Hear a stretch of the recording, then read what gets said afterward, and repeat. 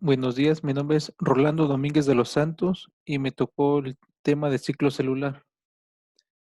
Bueno, como para iniciar tenemos una introducción, el cual nos menciona que el ciclo celular es la base para la reproducción de los organismos. Su función no solamente es originar nuevas células, sino asegurar que el proceso se realice en forma debida y con la regulación adecuada. Un ciclo celular típico se da en dos fases gigantes, que son la interfase, que se divide en tres fases, la fase G1, fase S y fase G2. Y la mitosis se divide en cinco fases, que es profase, prometafase, metafase, anafase, telofase y citocinesis. Bueno, tenemos que de acuerdo a la teoría celular establecida por el biólogo alemán Rudolf Virchow en el siglo XIX, menciona que las células solo provienen de células. ¿Qué quiere decir con esto? Que las células existentes se dividen a través de una serie ordenada de pasos, denominada ciclo celular. Y en esta, la célula aumenta su tamaño, el número de componentes intracelulares, como son las proteínas y los organelos. También duplica su material genético y finalmente se divide. Para iniciar tenemos la fase S o fase de síntesis.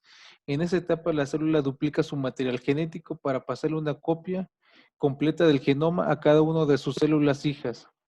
En la fase G1 y fase G2, que es la fase de intervalo, en esta, entre la fase S y la M, de cada ciclo hay dos fases denominadas intervalos, en las cuales las células están muy activas metabólicamente, lo cual permite incrementar su tamaño.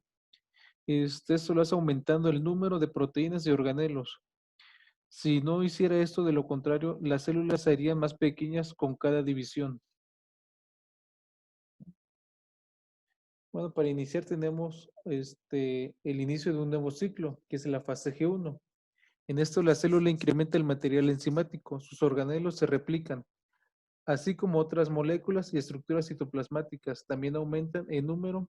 En consecuencia, la célula aumenta en tamaño. También nos menciona que las células en esta fase, que es la G1, pueden detener su progresión en el ciclo y entrar en un estado de reposo especial llamado fase G0, donde pueden permanecer durante días, semanas, inclusive años antes de volver a proliferar y en ocasiones nunca más dividirse. Así, la fase de síntesis o fase S. En esta la replicación del ADN comienza cuando la célula adquiere el tamaño suficiente, las proteínas necesarias se han sintetizado y se detiene el ATP necesario. Dado que el ADN lleva la información genética de la célula, antes de la mitosis debe generarse dos juegos completos de ADN, idénticas para ser repartidas entre las dos células hijas. Durante la interfaz, el ADN asociado a las histonas constituye la cromatina, que se encuentra desarrollada en largas y delicadas hebras. ¿Sí? Aquí ya la duplicación del ADN y de los centriolos, de forma que se forman dos centrosomas que permanecerán juntos en las proximidades del núcleo. Entramos ya a la fase G2. Durante la fase G2 ocurre la preparación para la mitosis, en la cual se producirá repartición equitativa del material genético, ¿sí? Para que todos los organelos y la maquinaria necesaria, esencial para la división de la célula progenitora en dos células hijas idénticas en contenido, aunque de menor tamaño, se adquiere en esta etapa. Sí, aquí ya comienza a formarse los microtúbulos responsables para la división celular y sintetizar proteínas necesarias para la mitosis.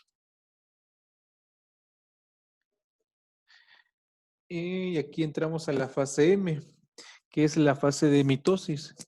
En esta fase se reparte a las células hijas el material genético duplicado a través de la segregación de los cromosomas. Esta fase se divide, o para su estudio, se dividen en cinco etapas, ¿sí? Que es la profase, la metafase, anafase, telofase y citocinesis. En la profase, que es la primera etapa de la fase de la mitosis, en esa etapa los cromosomas constituidos de dos cromatinas hermanas se condensan en el núcleo, mientras que el citoplasma se comienza a ensamblar el uso mitótico entre los dos centrosomas. ¿Sí? Aquí ya vemos los cromosomas que se condensan y la membrana nuclear pues ya desaparece. La siguiente fase, que es la metafase, aquí en esta comienza el rompimiento de la membrana nuclear.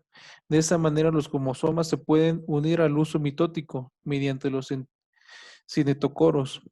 Una vez unidos los cromosomas, estos se alinean en el ecuador de la célula. Este, aquí ya vemos los dos polos celulares y vemos el ecuador de la célula o placa ecuatorial, que también se le conoce así. Posterior a esta fase tenemos la tercera, que es la anafase.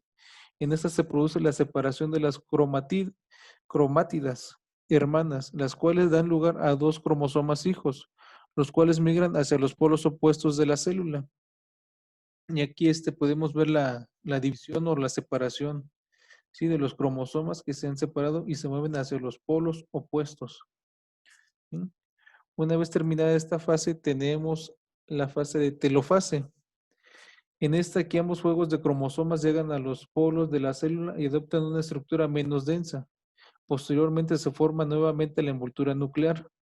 Al finalizar esta fase, la división del citoplasma y sus contenidos comienzan con la formación de un anillo contráctil.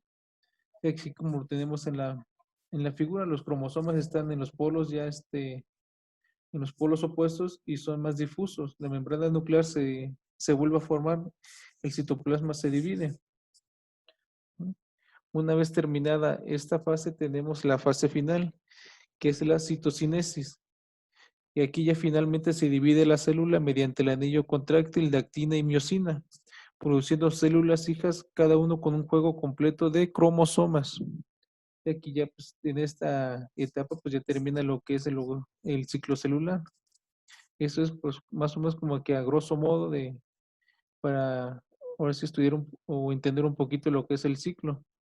La verdad a mí me costó mucho trabajo poder entender o comprender así todo este proceso, pero espero que les sirva el video para el estudio. Gracias.